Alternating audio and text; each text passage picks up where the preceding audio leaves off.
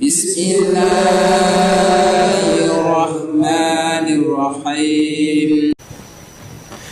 Assalamualaikum warahmatullahi wabarakatuh. Bismillahirrahmanirrahim.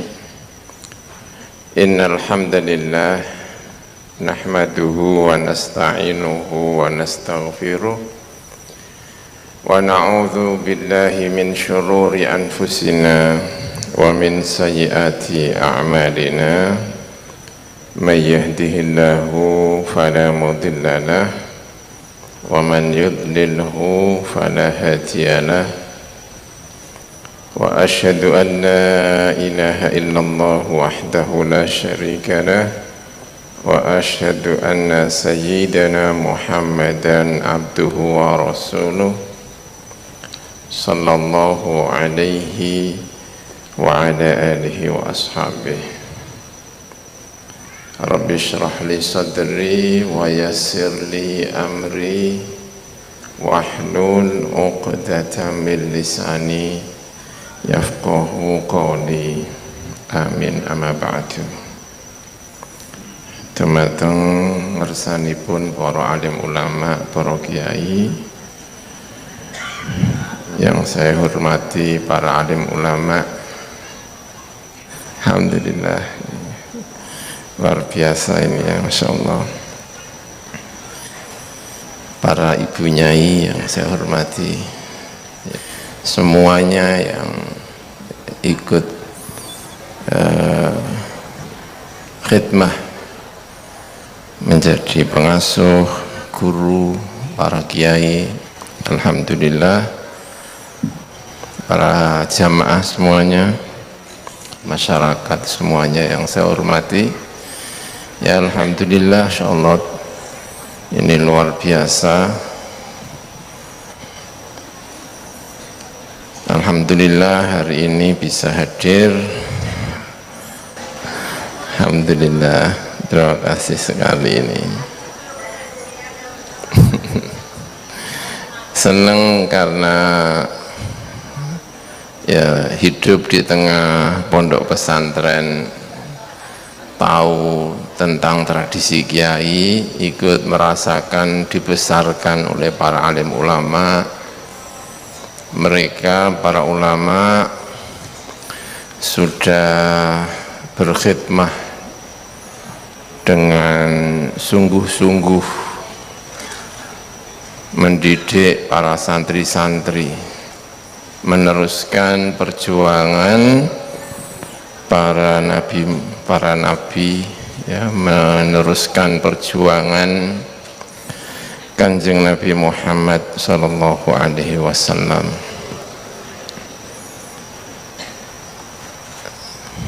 Dengar cerita tentang kiai-kiai seperti mendengar tentang Kanjeng Nabi Muhammad sallallahu alaihi wasallam. Nabi Muhammad itu hafal dengan karakter santri-santrinya ya. Ya kayak kiai-kiai di Indonesia, ada Kiai Khalil Bangkalan, hafal dengan karakter santri-santrinya.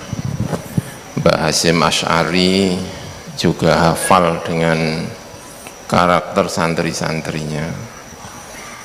Begitu juga pengasuh-pengasuh pondok juga hafal ya. Saya yakin ya, kiai-kiai besar di sini hafal dengan karakter santri-santrinya, saking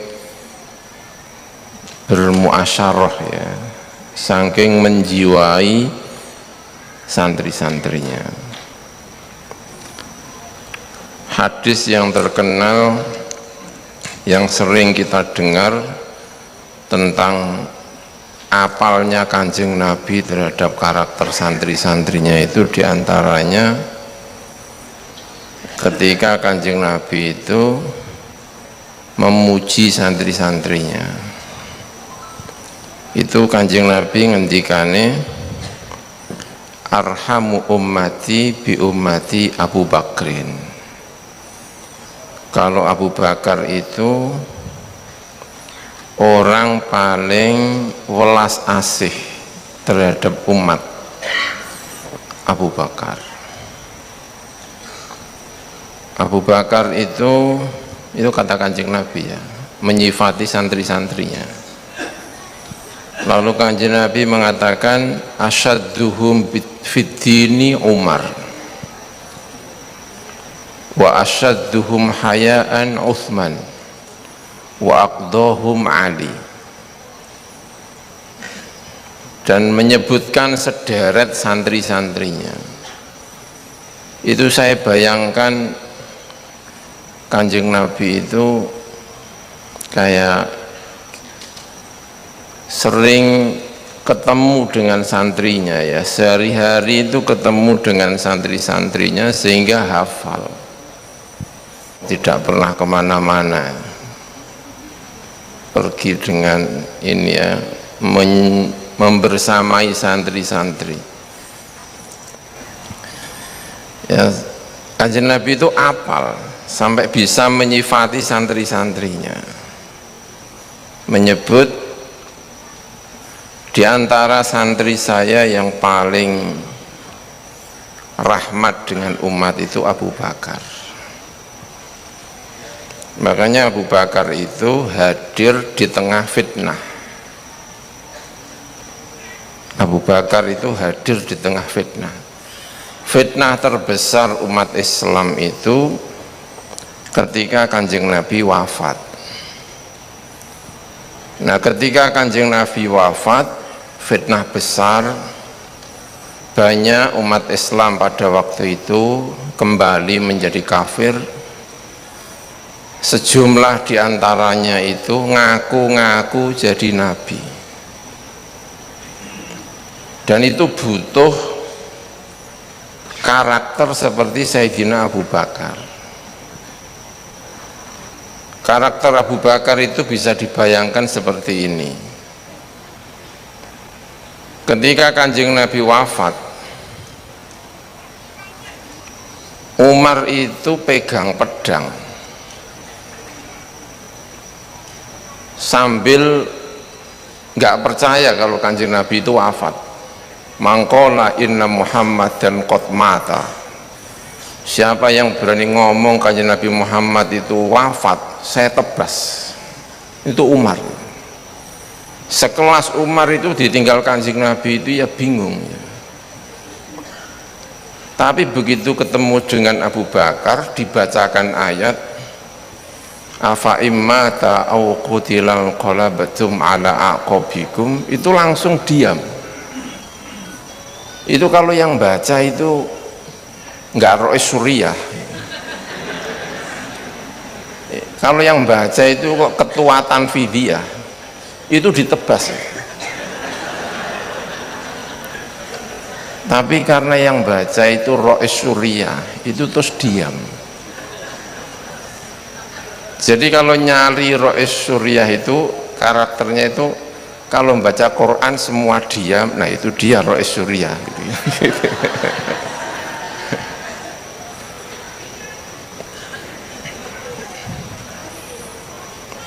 Jadi yang bisa menyelesaikan itu adalah Abu Bakar, lahir di tengah fitnah. Itu luar biasa Sayyidina Abu Bakar. Nah, kemudian Kanjeng Nabi itu menyifati Sayyidina Umar itu asyaddu ummati fiddini. Beliau itu kalau ada agama dilecehkan, kalau ada agama diapakan gitu ya, itu ghirohnya itu besar. Tapi Sayyidina Umar itu punya keistimewaan, karena biasanya kalau ghirohnya besar itu gampang muring-muring. Ghirohnya besar itu biasanya itu memang gampang muring-muring. Ya kayak Umar ya. Tapi Umar itu punya keistimewaan, semuring-muringnya Umar itu kalau dibacakan Al-Quran, disampaikan hujah, itu gampang menerima.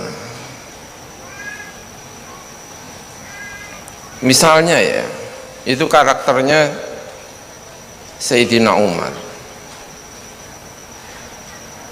Sayyidina Umar itu masuk ke dalam masjid, ada Hasan bin Thabit. Hasan bin Thabit itu syairu Rasulillah, penyairnya Rasulullah Shallallahu Alaihi Wasallam, sedang mendendangkan puji-pujian di masjidnya Kanjeng Nabi. Itu Umar datang itu langsung dilirik. Yang liriknya bukan lirik kita, yang liriknya itu liriknya Umar ya. Sehingga Hasan bin Thabit itu ndredeg. Tapi begitu melihat lirikannya Sayyidina Umar, Hasan bin Thabit itu langsung bilang sama Sayyidina Umar, Umar, saya membacakan syair ini ketika ada orang yang lebih baik daripada kamu, Kanjeng Nabi Muhammad. Dan Kanjeng Nabi diam, dan jenengan itu kok ada gini, kok muring-muring.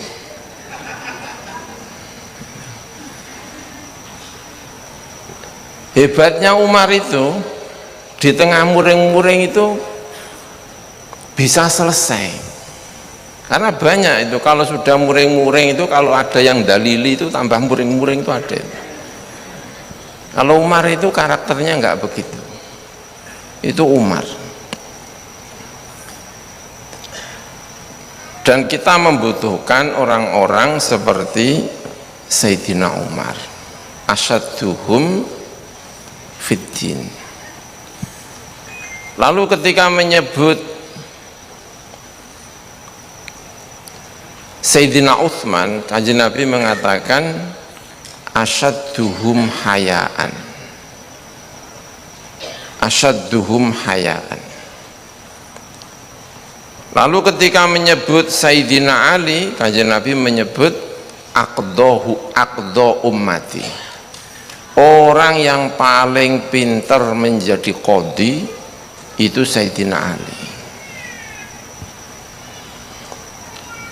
Lalu Kanjeng Nabi menyebut lagi afrodu ummati Zaid bin Thabit, orang yang paling pintar ilmu faraid itu Zaid bin Thabit. Lalu Kanjeng Nabi menyebut wa aqra'uhum Ubay bin Ka'ab, orang paling pintar baca Al-Quran itu Ubay bin Ka'ab. Makanya tarawih pertama itu, tarawih pertama di eranya Sayyidina Umar,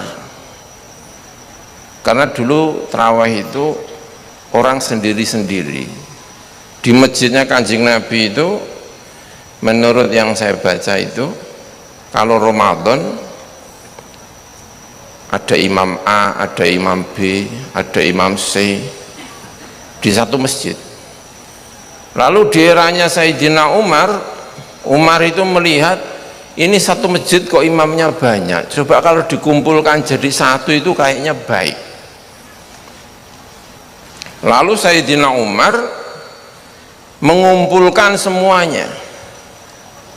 Para sahabat diajak rundingan, bagaimana kalau kita adakan tarawih bersama-sama, imamnya satu, menjadi tradisi setelah sholat isya tarawih bareng-bareng.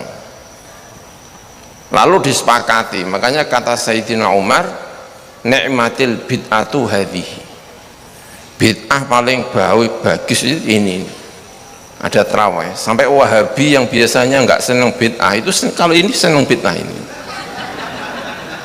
khusus yang ini senang bid'ah. Karena kata Sayyidina Umar, ni'matil bid'atu hadhi. Nah sejak saat itu ada tarawih bareng-bareng. Itu lalu sahabat itu rembukan siapa yang jadi imam untuk pertama kali. Nah, para sahabat itu menyetujui yang jadi imam pertama kali itu adalah Ubay bin Ka'ab. Karena Kanjeng Nabi mengatakan aqra'u ummati Ubay bin Ka'ab. Di antara kriterianya itu, karena terawih itu adalah syahrul Quran, sehingga kalau terawih itu bacanya lazimnya panjang. Ya, umatnya masih seneng panjang ya. Sekarang umatnya senengannya kulhu ya kan. Dulu itu senengnya panjang, kalau Ramadan itu pengennya bacanya panjang. Nah, kriterianya itu kalau imamnya bacanya panjang, makmumnya itu tenang. Itu kira-kira siapa ya? Yang kalau bacanya panjang, imamnya itu, makmumnya nggak lari diajak terawih. Nah, itu ketemunya adalah Ubay bin Ka'ab. Karena Ubay bin Ka'ab itu disifati Kanjeng Nabi aqra'u ummati. Aqra'u ummati Ubay bin Ka'ab. Lalu Kanjeng Nabi mengatakan lagi a'lamuhum bil halali wal haram Mu'adz bin Jabal. Orang paling ngerti halal haram Mu'adz bin Jabal. Dididik Kanjeng Nabi untuk menjadi ahli fikih. Mu'adz bin Jabal. Lalu Kanjeng Nabi terakhir mengatakan wali kulli ummatin amin wa aminu hadhihi al ummah Abu Ubaidah bin al-Jarrah. Orang yang paling bisa dipercaya umat ini adalah Abu Ubaidah bin al-Jarrah.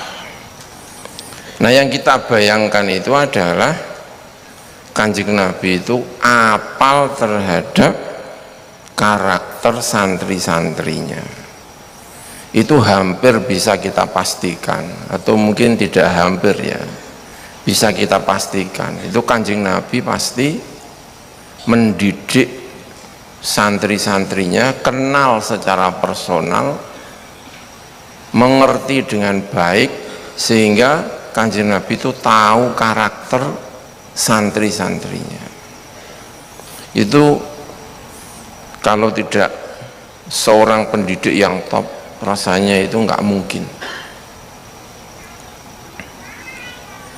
Makanya kita sering mendengar cerita para kiai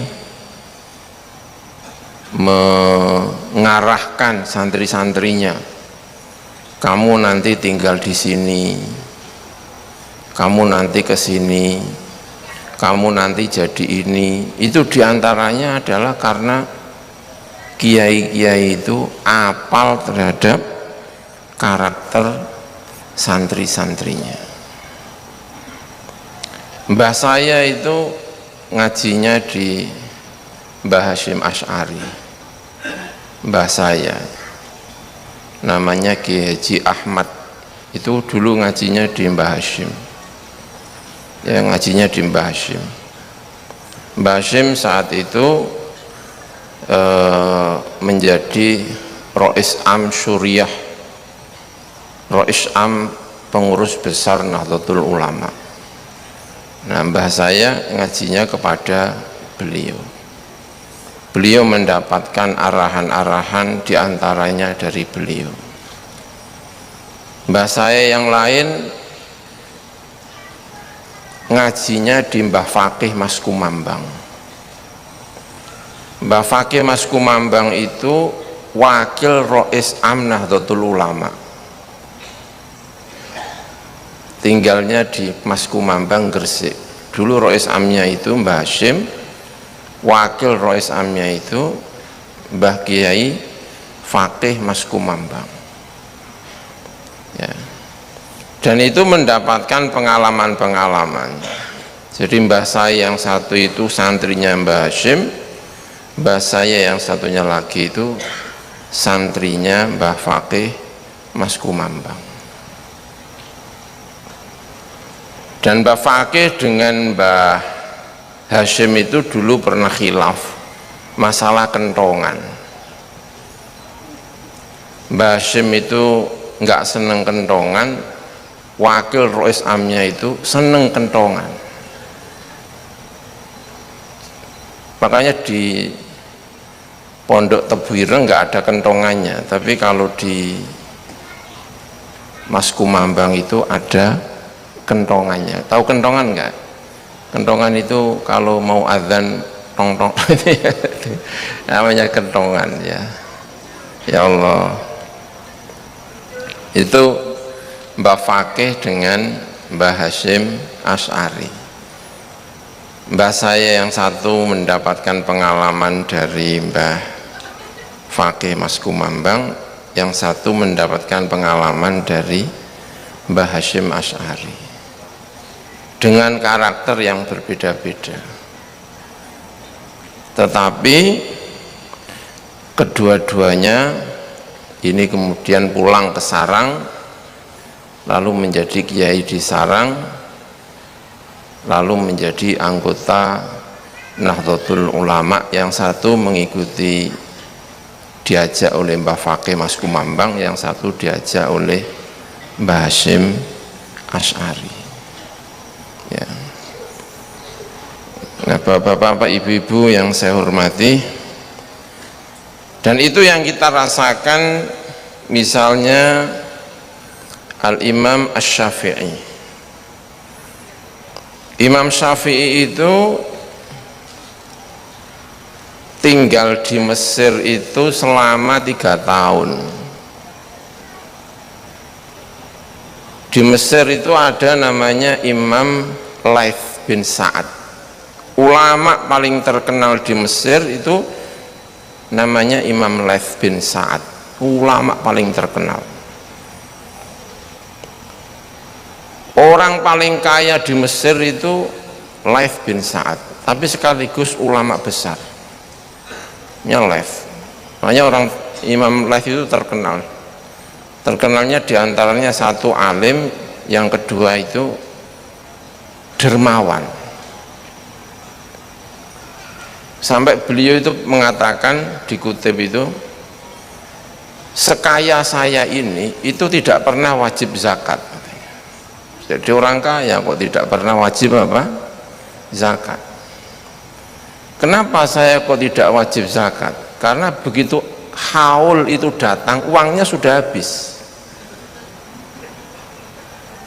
Uangnya sudah nggak ada satu nisab, saking dermawannya. Itu Imam Laits. Nah, Imam Laits itu, Imam Syafi'i itu sudah dengar ketika beliau di Baghdad mengenai Imam Laits. Tapi Imam Syafi'i ketika datang ke Mesir, Imam Laits itu sudah kapundut. Sudah kapundut Imam Laits itu. Madhab terbesar di Mesir niku madhabnya Imam Laits. Itu madhab paling besar di Mesir. Pengikut terbesar di Mesir niku pengikutnya Imam Laits. Tapi ketika Imam Syafi'i itu datang ke Mesir nyari muridnya yang bisa menjelaskan ilmu-ilmunya Imam Laits, itu Imam Syafi'i agak kesulitan. Orang sebesar Imam Laits itu tidak punya murid yang meneruskan ilmunya Imam Laits sebesar Imam Laits. Imam Syafi'i harus pergi ke Iskandariyah kalau tidak salah untuk mencari ilmunya Imam Laits. Makanya sering disampaikan, orang besar itu tidak hanya karena beliau besar, tetapi karena punya murid-murid yang besar.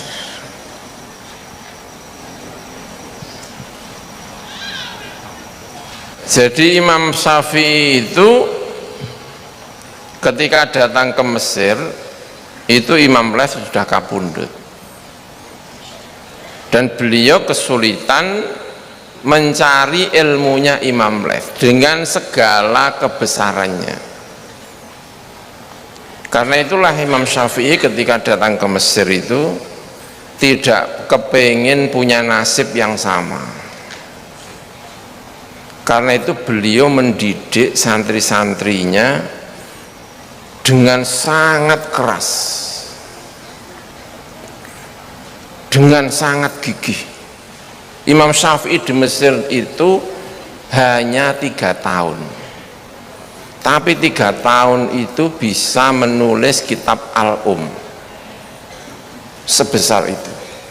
Dan Imam Syafi'i itu ketika di Mesir itu sakit wasir. Wasir itu sakit, ya wasir ya, bawasir itu. Orang sakit wasir itu duduk saja itu sulit. Dalam sebuah riwayat, Imam Syafi'i itu naik kendaraan hewan itu ya, turun dari kendaraannya itu ada darahnya karena wasir. Jadi satu, Imam Syafi'i itu gerah wasir. Yang kedua, beliau hanya punya kesempatan 3 tahun, tapi 3 tahun itu Imam Syafi'i itu punya murid yang hebat-hebat. Itu pasti perjuangannya luar biasa, sampai kenal murid-muridnya. Terakhir ketika beliau itu mau wafat, diriwayatkan oleh santrinya namanya Robi bin Sulaiman Al-Muradi. Imam Robi itu datang ke Imam Syafi'i, di situ sudah ada santrinya namanya Al-Buwaiti, ada santrinya namanya Al-Muzani, ada santrinya lagi namanya Muhammad bin Al-Hakam. Lalu Imam Robi datang, kata Imam Syafi'i, ya, beliau mengatakan kepada Al-Imam Al-Buwaiti, Buwaiti, nanti kamu akan mati fil hadid, kamu nanti akan mati dalam keadaan diborgol. Itu perkataan Imam Syafi'i kepada Imam Al-Buwaiti. Dan kamu santri saya yang paling siap. Karena itu ketika Imam Syafi'i kapundhut, yang menggantikan adalah Al-Imam Al-Buwaiti, karena santrinya yang paling siap menggantikan Imam Buwaiti.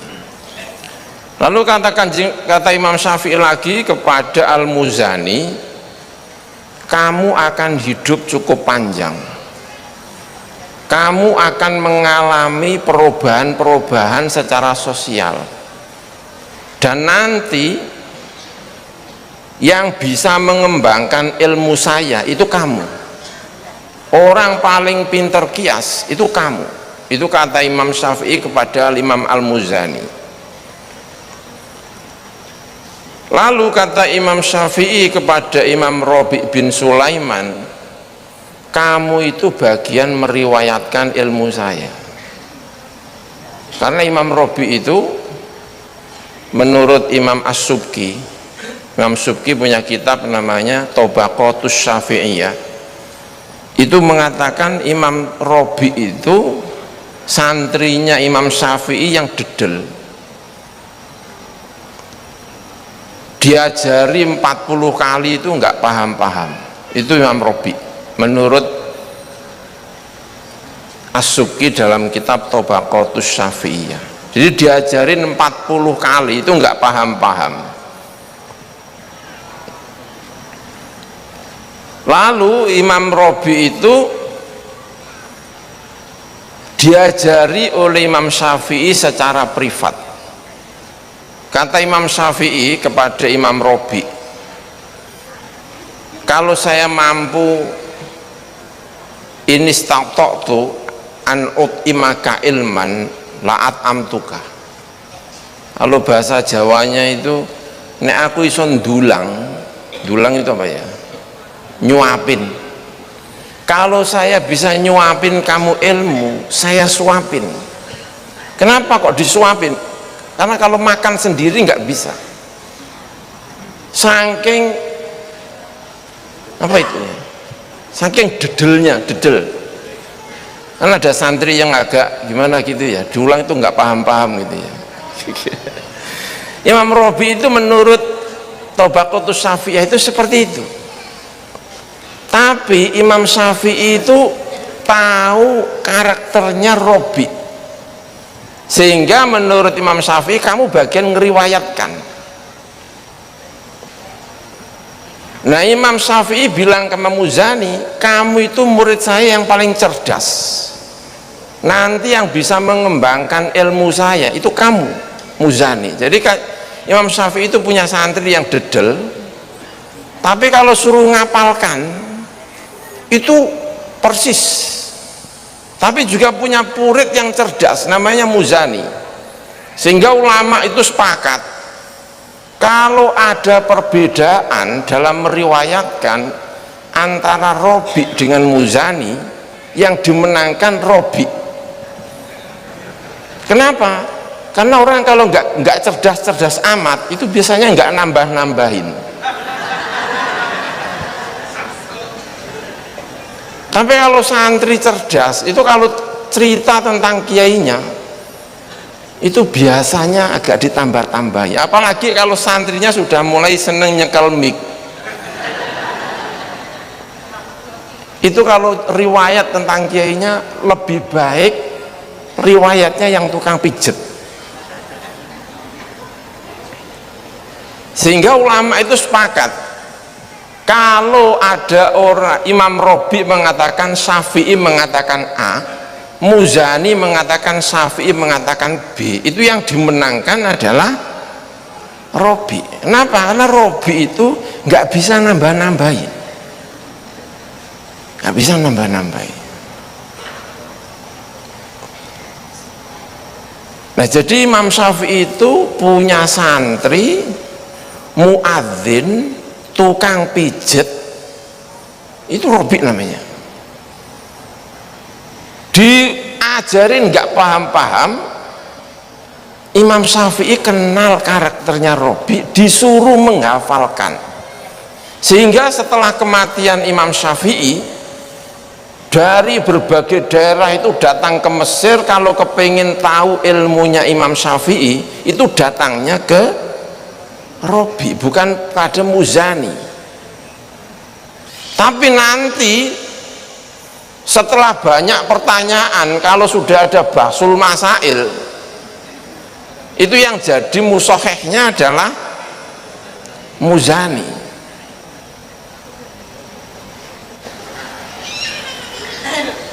Ada yang kayak gitu. Jadi kenal betul dengan santri-santrinya, kenal.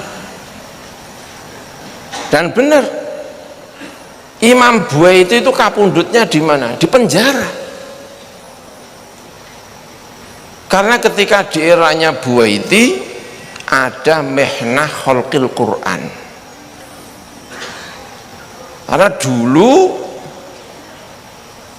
pemerintahan di Baghdad itu mazhabnya Mu'tazilah, dan memerintahkan kepada semua orang untuk mengatakan bahwa Al-Qur'anu makhlukun. Buaiti tidak mau. Karena tidak mau, Buaiti diborgol, ditarik dari Mesir menuju ke Baghdad, di penjara. Itu Al-Buaiti. Hebatnya Al-Buaiti itu setiap Jumat itu beliau di penjara itu izin untuk Jumatan. Itu didikannya Imam Syafi'i itu. Jadi kalau Jumat beliau mandi, pakaian yang bersih, keluar dari penjara, izin kepada sipir, izin Pak Sipir saya mau Jumatan, dan pasti nggak diizini. karena udah di penjara kok mau keluar itu gimana, itu nggak diizini. Dan nanti kalau nggak diizini, Buaiti terus berdoa kepada Gusti Allah, Gusti saya sudah mau Jumatan tapi nggak diizini sama orang ini. Itu Imam Buaiti. Dan itu dilakukan setiap Jumat untuk menggugurkan kewajiban. Karena setiap Jumat siapa tahu berubah. Itu kalau nggak khusyuk orangnya itu udah nggak mungkin mandi dan paling nggak dibolehkan, paling gitu. Kalian Buaiti nggak mandi dulu, pakaian yang rapi dulu, izin, nanti kalau nggak diizinkan baru kembali ke penjara lalu bilang, Gusti saya sudah minta izin, nggak dikasih izin sama orang ini. Ya kalau sekarang penjara sekarang mungkin sudah ada Jumatannya di dalam mungkin ya. Kalau sekiranya nggak ada Jumatannya bisa meniru mazhabnya Imam Buaiti. Dan itu sebelum dijalani, Imam Syafi'i itu sudah menyampaikan kamu nanti akan mati fi hadidika. Dan terjadi betul. Imam Syafi'i mengatakan kepada Robi bin Sulaiman, anta rawiyati, kamu yang paling bisa meriwayatkan pendapat saya. Dan betul. Lalu Imam Syafi'i mengatakan, Muzani, kamu murid saya yang paling cerdas, kamu hidupnya cukup panjang nanti belakangan akan banyak pertanyaan-pertanyaan, dan yang bisa mengkiaskan pendapat saya kamu. Betul. Orang paling berjasa dalam mengembangkan fikih Syafi'i itu diantaranya adalah Al-Imam Al-Muzani. Nah, Muhammad bin Al-Hakam itu, kata Imam Syafi'i, kamu akan kembali ke madhab kamu. Karena Muhammad bin Al-Hakam itu dulu madhabnya Maliki. Madhabnya Maliki. Lalu Imam Syafi'i datang ke Mesir, beliau pindah madhab menjadi Syafi'i. Tapi kata Imam Syafi'i, nanti kalau mati, kamu paling balik ke madhab Maliki. Itu dan betul beliau itu. Muhammad bin Al-Hakam ditinggal Imam Syafi'i, itu pindah lagi menjadi madhab Maliki. Kadang-kadang saya plesetkan dengan santri-santrinya ayah saya, karena ayah saya itu P3. Kalau ada santrinya P3 terus pindah ke partai lain, kau kayaknya Muhammad bin Al-Hakam ini. Muhammad bin Al-Hakam.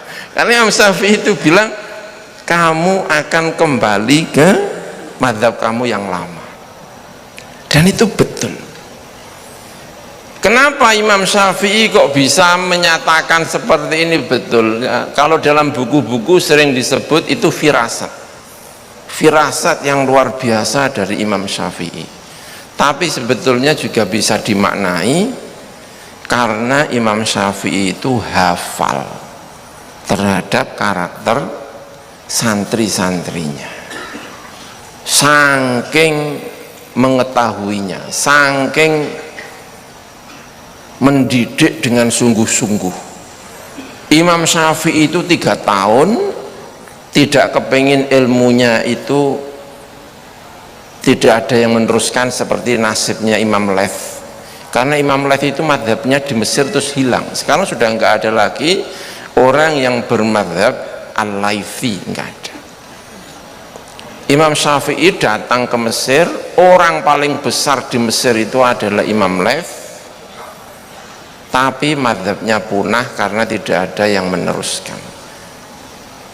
Imam Syafi'i 3 tahun tidak kepingin madhabnya hilang, mendidik santrinya dengan luar biasa, sehingga lahir imam-imam besar seperti yang tadi kita sebut bersama-sama. Punya santri namanya Imam Buwaiti, punya santri namanya Al-Muzani, punya santri namanya Ar-Rabi' bin Sulaiman dengan karakternya masing-masing. Berkat pendidikan inilah jihadnya Imam Syafi'i selama 3 tahun dalam keadaan sakit wasir, itu bisa melahirkan orang-orang top. Itu pasti jihad yang luar biasa. Makanya kalau melihat yang seperti ini, rasanya itu kita itu terima kasih yang sebesar-besarnya ya kepada para alim ulama, kepada para kiai yang sudah mencurahkan segala waktunya untuk mendidik santri-santrinya. Ada Mbah Kiai Khalil Bangkalan, ya, ada Kiai Hasyim Asy'ari, itu adalah pendidik-pendidik top, mengkader putra-putranya, mengkader santri-santrinya yang luar biasa, sehingga menjadi ulama-ulama besar. Ya. Bapak-bapak, ibu-ibu yang saya hormati ya, Abu Hanifah, ya, cerita-cerita tentang ulama. Abu Hanifah itu punya santri namanya Abu Yusuf. Abu Hanifah itu pedagang sukses.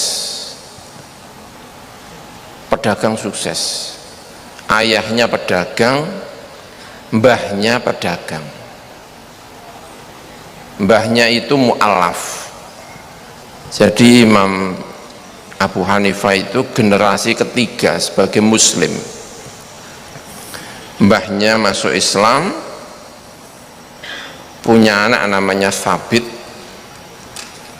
Thabit itu pedagang sukses, kaya sekali. Lalu punya anak namanya Abu Hanifah, namanya Nu'man bin Thabit. Itu juga pedagang sukses, kaya. Nu'man bin Thabit itu kaya itu. Tapi dididik mulai kecil, itu dididik hafal Al-Quran. Hanya beliau itu hafal Al-Quran mulai kecil. Mungkin umur 10 tahun itu Imam Abu Hanifah itu sudah hafal Al-Quran. Tetapi dididik untuk menjadi pedagang. Lalu beliau itu berubah menjadi pelajar ilmu, itu ketemu Imam Sya'bi. Jadi ada tokoh-tokoh yang mengubah orientasi banyak orang, dan yang seperti ini itu kiai-kiai besar sering melakukannya. Punya orientasi itu, orientasinya berubah itu setelah ketemu ulama besar. Abu Hanifah yang dulunya pedagang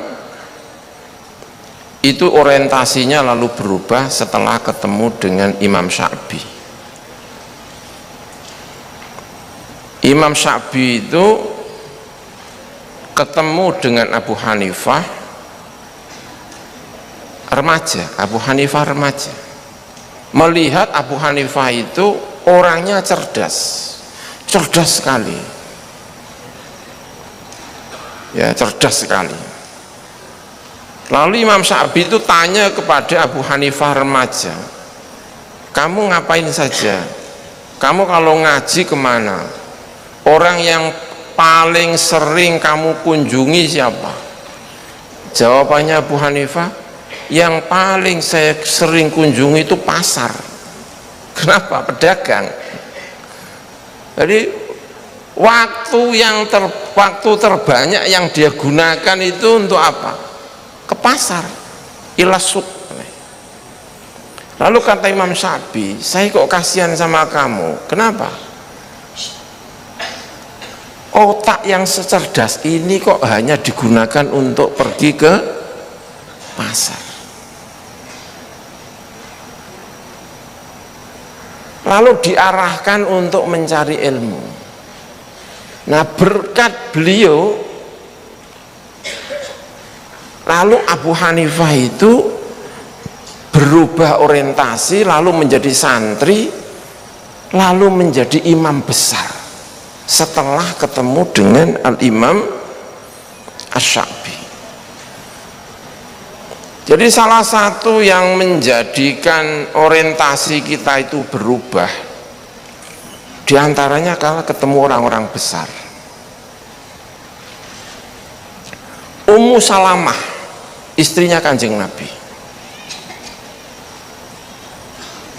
Ummu Salamah itu nikah dengan Kanjeng Nabi ketika beliau punya anak kecil-kecil. Ditinggal mati suaminya namanya Abu Salamah, masih punya anak kecil-kecil, dilamar sama Abu Bakar nggak mau, dilamar sama Umar tidak mau. Kanjeng Nabi bingung, kenapa? Karena Ummu Salamah itu janda, punya anak kecil-kecil, nggak punya pekerjaan, nanti yang menghidupi siapa? Dilamar Abu Bakar nggak mau, dilamar Umar nggak mau. Karena itulah kemudian dilamar sama Kanjeng Nabi. Kata Kanjeng Nabi, Ummu Salamah, ada yang ngelamar kamu lebih baik daripada Abu Bakar dan lebih baik daripada Umar. Siapa kira-kira ya? Jadi Kanjeng Nabi kalau ngelamar itu ya ada seninya ya, bukan kok terus saya ngelamar itu enggak gitu ya. Orang yang lebih baik daripada Abu Bakar, orang yang lebih baik daripada Umar. Maka kemudian dilamar sama Kanjeng Nabi, berikut putra-putranya yang masih kecil-kecil. Dan Kanjeng Nabi memperlakukan putra-putranya Ummu Salamah dengan baik, dipangku, dididik, sehingga Ummu Salamah itu terima kasihnya kepada Kanjeng Nabi itu luar biasa, menumbuhkan rasa cinta kepada anak-anak. Itu Ummu Salamah.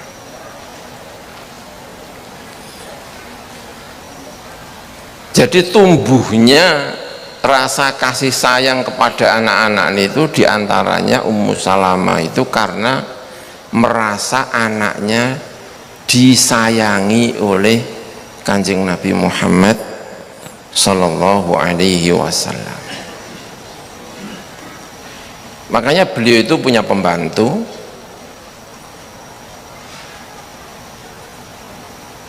orang Persia, kalah perang, tinggal di Madinah, menjadi pembantunya Ummu Salamah. Keluarga suami istri punya anak kecil. Kalau bapak dan ibunya, pembantunya itu sedang bekerja, anaknya ditinggal di rumah, itu yang gendong Ummu Salamah. Jadi ada anaknya pembantu yang ngomong majikannya, karena biasanya itu pembantu ngomong anaknya siapa? Majikan. Nah kalau Ummu Salamah itu ngomong anaknya pembantunya. Kenapa? Ya itu tumbuh rasa kasih sayang karena anaknya dididik oleh Kanjeng Nabi ya, karena anaknya dididik oleh Kanjeng Nabi. Menurut sebagian riwayat, anaknya itu seperti disusui oleh Ummu Salamah. Anaknya itu namanya Hasan Basri. Di kemudian hari, Hasan Basri itu menjadi ulama dengan murid paling banyak di Basrah. Itu adalah yang didik ketika kecil, yang ngomong adalah Ummu Salamah. Nah, jadi rasa kasih sayang terhadap anak Itu karena punya pengalaman dengan Kanjeng Nabi. Nah, Abu Hanifah yang asalnya itu pedagang, kurang mencurahkan ilmu, itu berubah setelah ketemu dengan Imam Asy-Syafi'i. Delalah ya. Abu Hanifah itu punya murid namanya Abu Yusuf. Abu Yusuf itu anaknya janda. Sehari-hari ibunya itu kerja, tapi Abu Yusuf itu kepingin belajar. Orangnya cerdas. Di antara santrinya Abu Hanifah yang cerdas itu Abu Yusuf. Tapi kalau Abu Yusuf itu ngaji, sering ngaji sama Abu Hanifah, itu didatangi sama ibunya, diajak pulang. Kata ibunya itu, Abu Yusuf, kamu itu jangan sering-sering belajar, kamu itu kerja saja membantu saya. Tapi beliau itu selalu belajar. Sampai suatu ketika anaknya belajar itu ditarik sama ibunya, itu sambil bilang sama Abu Hanifah, Abu Hanifah, anak saya ini jangan kamu ajari, mau saya ajak kerja. Dia itu nggak cocok jadi santri. Tahu kan, ibu-ibu kalau sudah marah ya, mama ya, itu ngelabrak Abu Hanifah. Abu Hanifah itu gurunya anaknya, dilabrak. Jangan ngajari anak saya mau saya ajak kerja.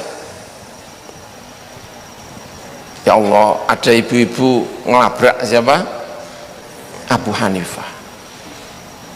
Abu Hanifah itu terselamatkan dalam tanda kutip ya, sehingga menjadi pelajar yang baik berkat ketemu Imam Asy-Syafi'i. Ummu Salamah kenapa senang sama anak-anak? Ya kalau tidak salah ingat, diantaranya itu Abu Ja'far Al-Madani, qori paling terkenal di Medina itu Abu Ja'far Al-Madani. Itu maula, dia itu bekas budak tapi menjadi imam top di Masjid Nabawi. Qori paling terkenal namanya Abu Ja'far Al-Madani. Di antara yang dididik oleh Ummu Salamah. Jadi Ummu Salamah itu mendidik anak-anak karena punya pengalaman anaknya dididik oleh Rasulullah Shallallahu Alaihi Wasallam. Sekian kiai tumbuh semangat mendidiknya karena dulu juga dididik oleh kiai-kiai yang luar biasa. Santri-santrinya Mbah Hasyim Asy'ari, santri-santrinya Mbah Khalil Bangkalan, sekian santri itu kuat dalam mendidik karena merasa mendapatkan jasa dari guru-gurunya. Saya di Mesir ya, itu punya guru-guru yang zuhud-zuhud. Ada namanya Atiyah Soker. Atiyah Soker itu waktu saya dulu sekolah di Mesir, orang paling pinter fikih, apal fikih itu namanya Atiyah Soker. Pengisi rubrik fatwa di radio-radio, di TV-TV. Atiyah Soker itu guru saya itu, kalau pergi ke radio, kalau pergi ke televisi, naik bis, naik kendaraan umum.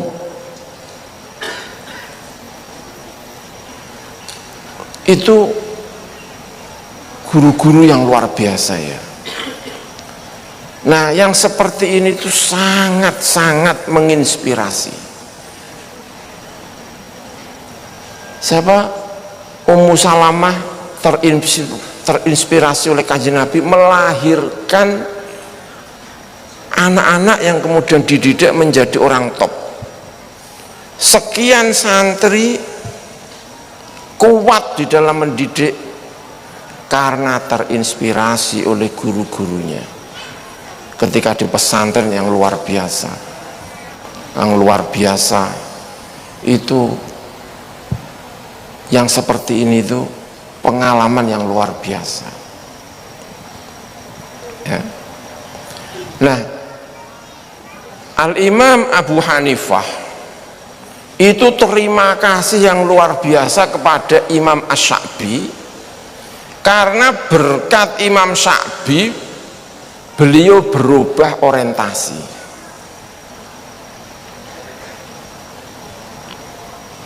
Ketika melihat muridnya Abu Yusuf,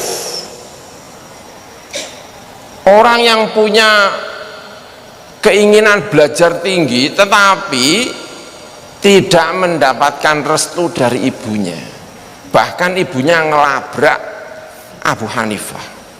Apa yang dilakukan oleh Abu Hanifah? Anaknya dibiarkan pulang. Beberapa hari kemudian Abu Hanifah sowan sama ibunya, tanya kepada ibunya, Bu, Abu Yusuf anak kamu ini kalau kerja setiap hari dapat uang berapa? Sebulan dapat uang berapa? Disebutkan angkanya, kata Abu Hanifah, semua gaji itu saya yang ngasih, berikan anakmu untuk belajar kepada saya. Itu Abu Yusuf sama Abu Hanifah. Di kemudian hari, muridnya Abu Hanifah yang paling terkenal adalah Abu Yusuf. Di dunia Islam itu ada yang namanya Qadil Qudoh, qadinya para qadi. Jabatan itu pertama kali disandang oleh Abu Yusuf, santrinya Abu Hanifah. Jadi pengalaman-pengalaman dengan guru ini kemudian melahirkan orientasi, melahirkan kekuatan yang luar biasa. Makanya semoga pendidikan model pondok pesantren ini semakin berkembang dengan baik, amin ya robbal alamin, karena ulama-ulamanya menginspirasi sekian banyak santri. Imam Syafi'i ketika pertama kali ketemu dengan Imam Malik, mendapatkan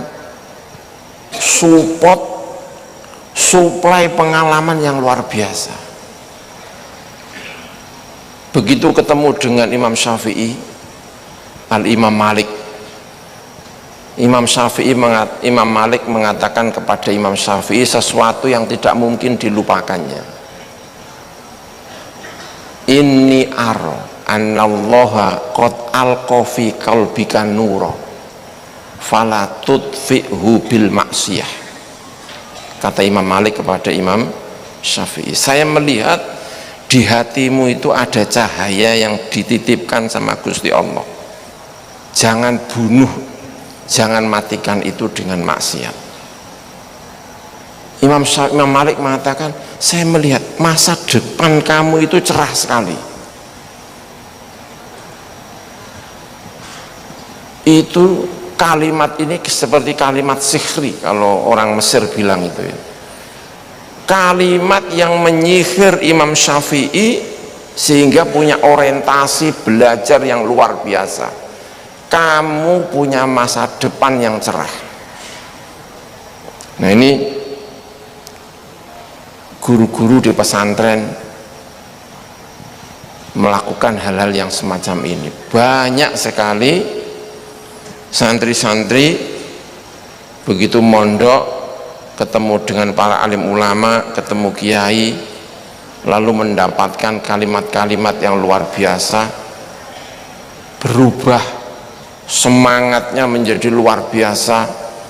Itu dulu dilakukan oleh Imam Malik kepada Al-Imam Asy-Syafi'i, dilakukan oleh Kanjeng Nabi Muhammad SAW kepada Abdullah bin Mas'ud, dilakukan oleh sekian ulama. Ya, kalau cerita-cerita yang sering kita dengar dari santri-santrinya Mbah Khalil Bangkalan punya pengalaman masing-masing, itu mendapatkan kalimat-kalimat yang luar biasa dari Mbah Khalil Bangkalan ini. Dan semoga kita semuanya ya punya pengalaman yang luar biasa dengan kiai-kiai kita ya.